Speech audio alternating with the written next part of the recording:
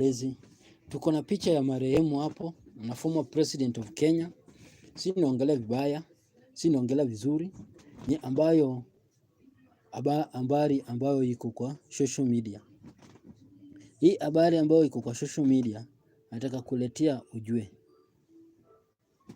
Kwa sababu nasema hivyo ili tujue ukweli iko wapi.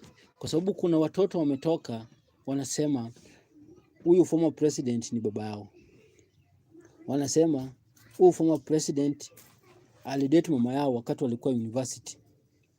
So wanaume ambayo wamependa dating na kuzaa watoto nje na kuacha watoto nje, wanalelewa na mashingo mother huko, alafu wanakuja wakisa kufa, watoto wanakuja kudai mahari kwao.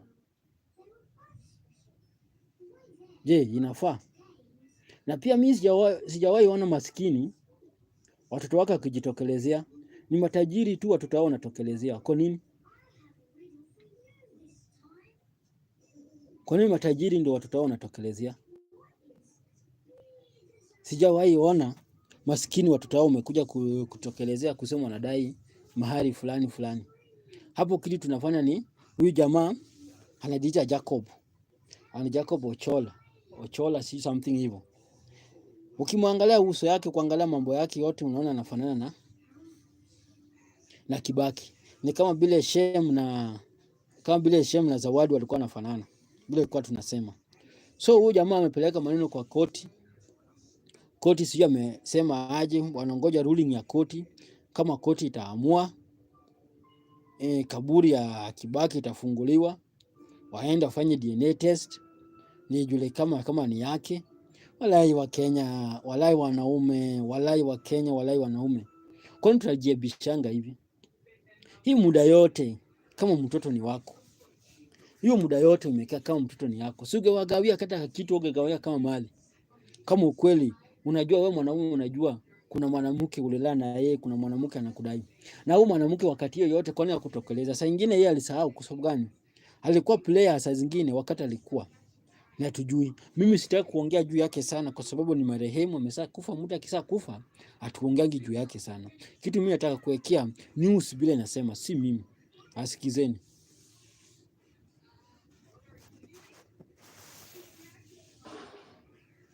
Away from education matters, the High Court will give directions on whether the body of former President Kibaki will be exhumed to collect samples for DNA test on the 28th of this month. Two individuals who claim to be former President Kibaki's children have told the court that exhumation is the only option left to prove paternity as they seek a share of the former president's multi-million estate. Our reporter, David Buduka, looks at the intrigues surrounding Kibaki's succession barely a year after his burial.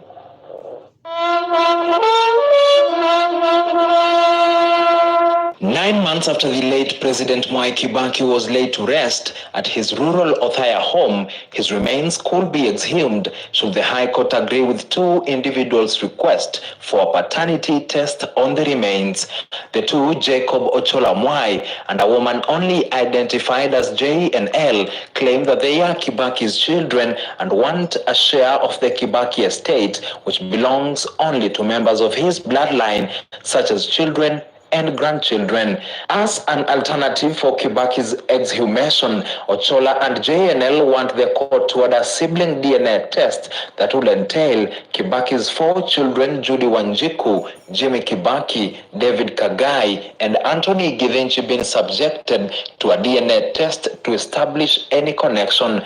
The two argue they were unfairly excluded from inheriting the late Kibaki despite being born of him, albeit out of wedlock. In an affidavit, JNL states that her mother and the late Kibaki met while they were both students in the United Kingdom in the late 1950s. She says her mother and the late Kibaki continued with their relationship when they returned to Kenya, and that Kibaki even visited her and her mother when she was born in December 1961, exactly 16 days before he married the late Mama Lucy Kibaki. JNL, who states that her birth certificate remains blank on the part of her father, Further states that she went to Hospital Hill Primary School together with the late Kibaki's 4 children for 7 years. She alleges that she even studied in USA with Kibaki's daughter and have been friends. She claims that Kibaki's sons Jimmy, Kagai, and Githinji,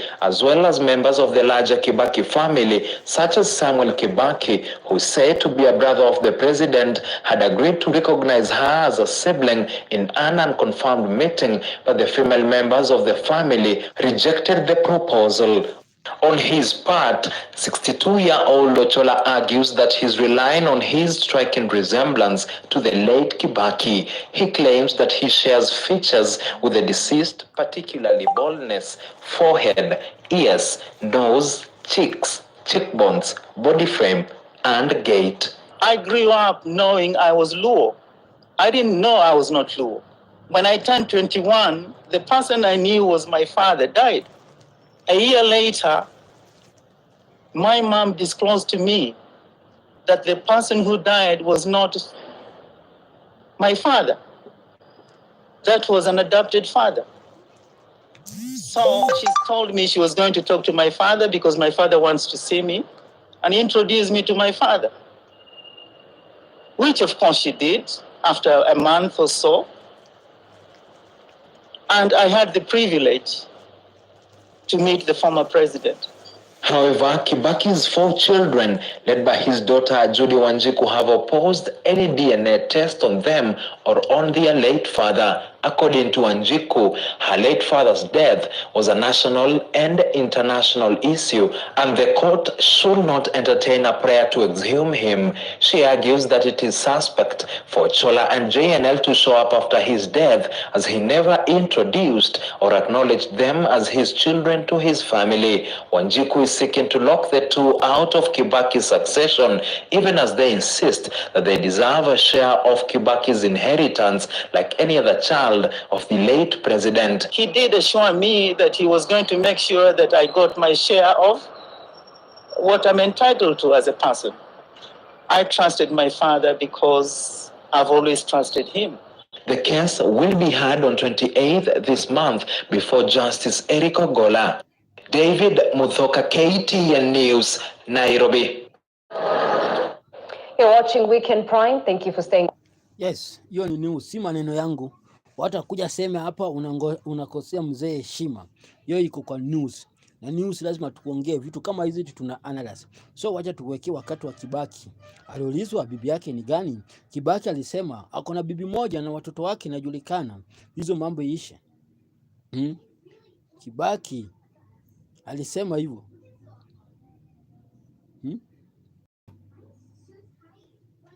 Kibaki alisema ako na bibi moja. So huyu jamaa kudai yeye ni mtoto wa Kibaki. Kwani kutokoleza kwa wakati hiyo?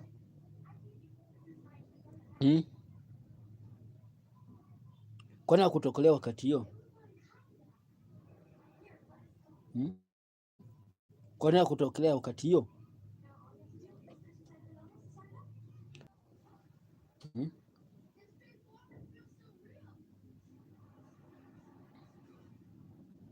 Yes, wakati Kibaki alisema bibi yake ni nani na kuna bibi ngapi?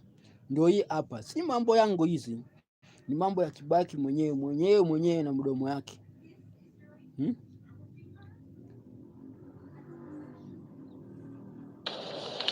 Good. Welcome to this press conference. This is my wife, Lucy. And I want to state something that I've wanted you to hold dear and permanently in your heart. You know, and I know, and everybody else knows that I'm married and I have only one wife. And everyone in Kenya knows it. But the media keeps repeating about my having another wife or wives. I want to make it very clear that I have only one dear wife, Lucy, who's here, and I do not have any other. And anybody who knows me and knows my family and knows how I live, they know I have only one wife. And they do not expect any dispel or any diversion from the reality of life by people telling lies. So, ladies and gentlemen, I decided to make it public and to appeal to you, the public, to listen to what I say and not to continue dispelling lies all over the place. It does not help anyone, anywhere, and it cannot be anywhere nearer the truth, since the truth is known. I have also had to say, I have only my 4 children. You know their names. I don't have to repeat them. But in case you don't know, you can ask me. I'll tell you. Or you can ask any of them. They can tell you. But seriously, it is not possible for me to go on and on repeating this same thing when you people in the media, for some foul reason, love to publicize uongo, and it is without the truth. I've also said that I have relatives who are from my family and who are known, but not any other people. All I would like to appeal to you is to listen to what I do say and to tell everybody the truth. And that is what will help in this country. Now, I have gotten into this very foul mood, for after listening yesterday before or day before some statements which gave stories, I don't want to repeat, but I want to say quite frankly, anyone who is bent on that course, he'll see me in court or wherever he will see me, and we shall deal with him.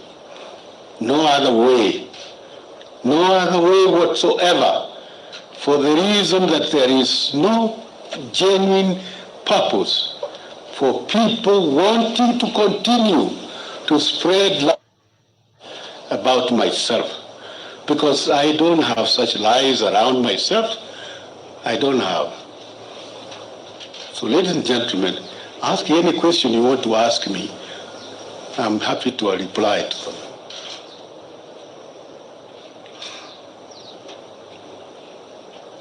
Ask now or never. From here you go write more lies. I'll be with you. Now as the president. Mr. President, my name is Newton from KTN. Yes, okay. What is the basis of this, the genesis of this whole story? I do not know. That's exactly precisely why I feel pain. Yes, you KTN. Are you from KTN? I don't have any reason. I don't. And I don't have any reason why anyone would want to continue.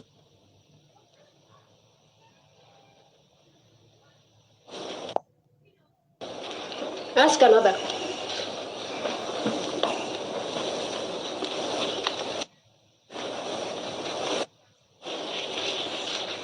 Thank you. Thank you very much. Any questions you can ask? Anybody? Yes, ask now. And from now on, continue the truth. At us, the president did not say that. You have been tormenting us. I don't know what to get out of it. You get in and nearly came to your studios last night to attack you the way I did the nation. Yes, umesikia. So wale ambao wanasambaza hizi news that the same iko kwa KTN, iko kwa KBC, iko kwa Citizen, iko kwa Nation, iko kila mahali. Hii news tena imeamuka. Na ulisikia mzee wetu marehemu president wetu na heshima zake alituonyesha kwa public, alisema mtoto yake ni nani, bibi zake ni nani. Sasa nyinyi mnakuja tuambie hii ni mtu ambao anaweza kufundisha adabu. Wapi jamaa yangu anaitwa nani? Atuoli, kuja hapa. Atuoli, come here Atuoli. Atuoli, come here. Teach these people lesson kwa sababu wanakosea Kibaki heshima. Atuoli kuja. Hatuwezi kaa hivi. Wanakosea Kibaki heshima.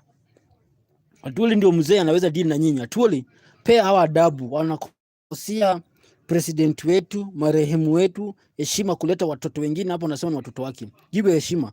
Allah. Change son. Be fearless.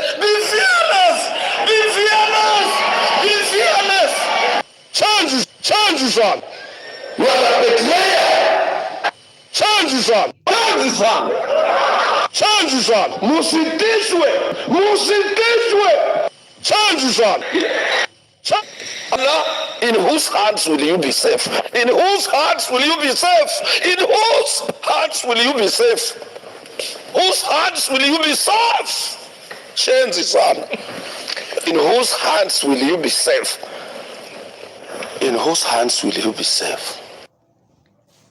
Yes, Atuoli umeongea mzuri. In whose hand will you be safe? Huyu jamaa anajidai hapa Kibaki ni mtoto wake. Kwa nini hakukuja wakati hiyo Kibaki alikuwa hai? Kwa nini hakukuja wakati hiyo Kibaki alikuwa na campaign? Kwa nini hakukuja wakati hiyo Kibaki hajakuwa president? Sasa hivi anakuja kudai hivyo. Wewe ni mchenzi sana jamaa. Acholi anaita Jacob. Kwa nini hukutokea wakati hiyo? Sisi tuogope Jacob kuambia ukweli. Kwa nini hukutokea wakati wa Kibaki alikuwa na campaign? Kwa nini hukutokea wakati Kibaki alikuwa na accident? Kwa nini hukutokea wakati Kibaki alikuwa president? Wewe unakuja wakati amesha kufa. Ndio unataka mahali. Unataka ugawie wealth. Hiyo kitu kama hiyo siwezi kubali. Kama mimi Jimmy, usikubali kama hiyo. Awache kukosea mshe heshima. Mseme msala lala, yeye alikaa huko na mama yake, amwambie mama yake atafutie mahali akae huko. Full stop. Hii hatutaki bwana. Kibaki alikuja kwa public. Akasema wale ambao wanadai ni watoto wangu watokeleze. Kwa nini hakutokeleza? Alikuja kwa public akasema wale ambao wanadai ni mabibi zangu watokeleze. Hawakutokeleza. Kwani alikuwa anaogopa nini? Wacheni kuogopa. Kama ulikuwa unaogopa wakati hiyo, ogopa paka sasa hivi. Like the video, share the video. Kukosea mzee wetu heshima si vizuri.